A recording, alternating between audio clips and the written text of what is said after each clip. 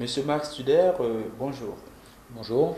Vous êtes le président du club des gestionnaires de fortune et tout récemment, il y a la banque Lombardier ainsi que Pictet qui vont qui vont devenir à partir du 1er janvier 2014 des sociétés à commandite par action.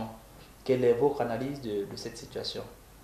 Alors, en fait, ce qui s'est passé depuis que le 13 mars 2009, notre conseiller fédéral Hans Rudolf Merz a levé la boîte de Pandore en supprimant la différence entre évasion et fraude fiscale.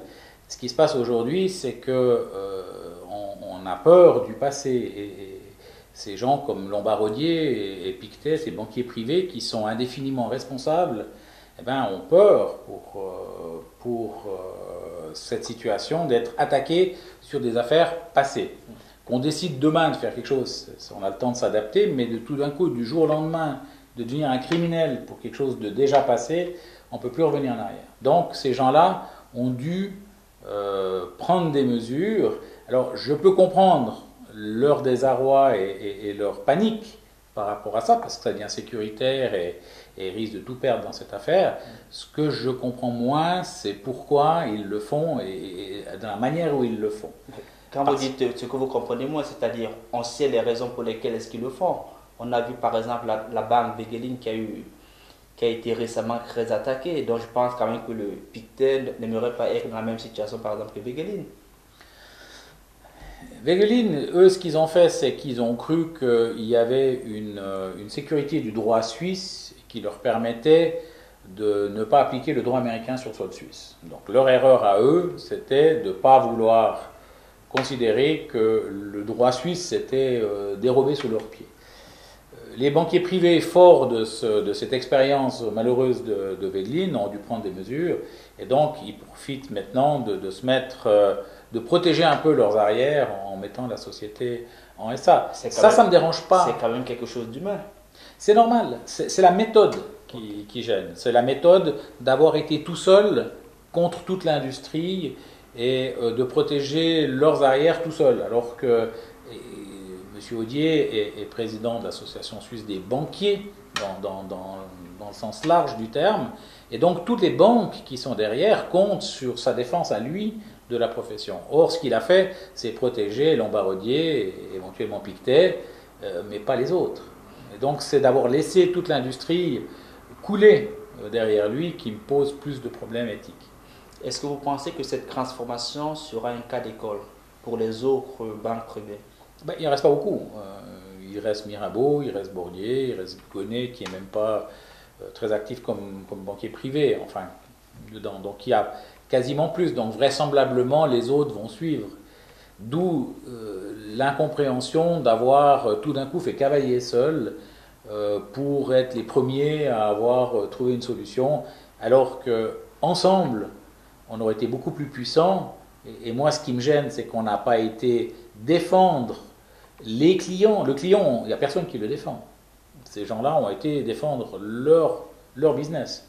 Or, le business, c'est le client aussi. Donc, si on trahit le client pour sauver son business, c'est pas forcément très sain.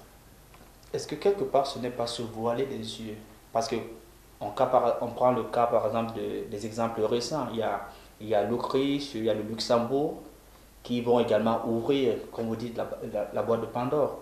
Est-ce que quelque part c'est pas logique qu'on soit en train de passer vraiment un cap? On a la preuve par l'acte, c'est-à-dire que la Suisse, au départ, pour le Luxembourg, ils ont dit écoutez, venez pas nous embêter, allez voir la Suisse. Puis maintenant que la Suisse est tombée, on va s'attaquer au Luxembourg. Donc avant d'aller dire ça, ils auraient dû se lier avec la Suisse en disant on fait bloc, parce que si la Suisse tombe, nous on va finir par tomber. Et c'est ce qui est en train de se passer. On va les faire tomber les uns avec les autres. Et notre but à nous, avec le lobby des citoyens, alors cette fois, c'est d'aller essayer d'aller recréer une union de ces pays-là en disant il faut rester soudés.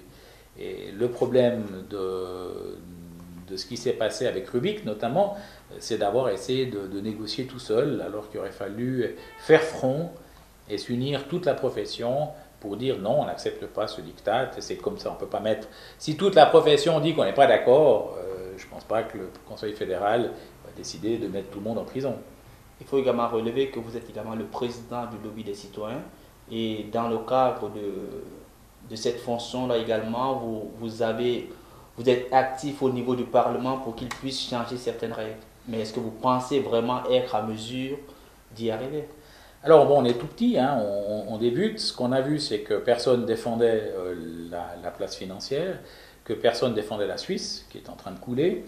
Et donc, il fallait que le citoyen qui se morfond dans son coin en disant que c'est pas possible de voir ce pays sombrer de cette façon, puisse avoir un droit d'aller s'exprimer, puisque personne ne les écoute. Alors, on a eu la chance d'avoir un conseiller national, en l'occurrence c'est Yves Nideguer, qui a accepté que le citoyen puisse être représenté comme lobbyiste, anti-lobbyiste, puisque dans les couloirs du Palais fédéral, on entend toujours les banques.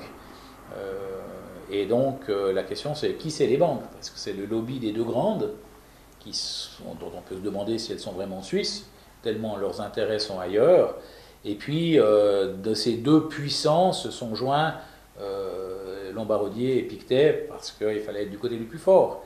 Mais pour le reste, personne ne représente les autres. Et donc l'idée, c'est d'aller au Parlement et de dire pourquoi nous, on est contre Rubik, pourquoi on n'aime pas Rubik, et pourquoi il faut essayer de proposer une autre solution. Et c'est la raison pour laquelle on a travaillé avec le club des gestionnaires, avec le groupement suisse des conseillers en gestion indépendants, avec Suisse Respect, avec même l'ASIN qui a soutenu à un certain moment l'association pour une Suisse indépendante et neutre, même Femmes Sécurité Défense aussi, qui est une autre association, elles sont montées au créneau pour essayer d'aller, notamment le 11 mars dernier, essayer de bloquer le passage de la modification de la loi sur le blanchiment d'argent, qui permet quelque chose de juste ahurissant, c'est que notre bureau de dénonciation en matière de blanchiment d'argent puisse communiquer avec ses pairs étrangers du groupe Egmont, qui sont des gens sortis de nulle part, puis qui viennent décider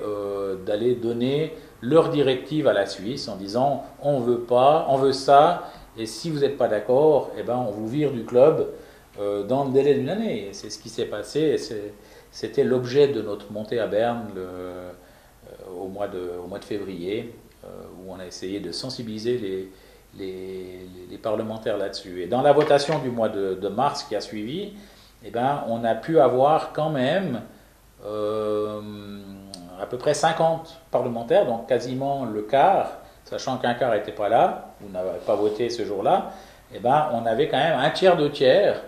Donc ça veut dire que si on monte au créneau, il faudrait juste qu'on soit plus puissant et que les gens commencent à voir qu'on avance et nous soutiennent.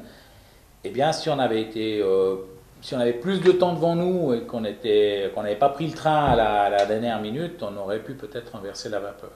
Et d'ailleurs, il y a eu une proposition de retirer ce texte, et puis d'un parti, et puis il y a quelqu'un d'un autre parti qui a proposé de créer le débat en renvoyant le dossier au niveau du Conseil des États, de façon à pouvoir avoir un vrai débat sur le sujet.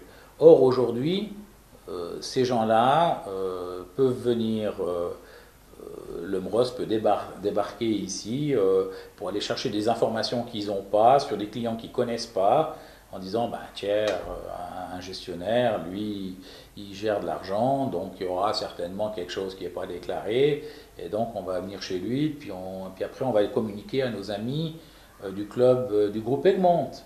Et ça, c'est pas admissible parce qu'on bafoue tous les critères de la Constitution, notamment sur la sphère privée. Merci, Monsieur Studer.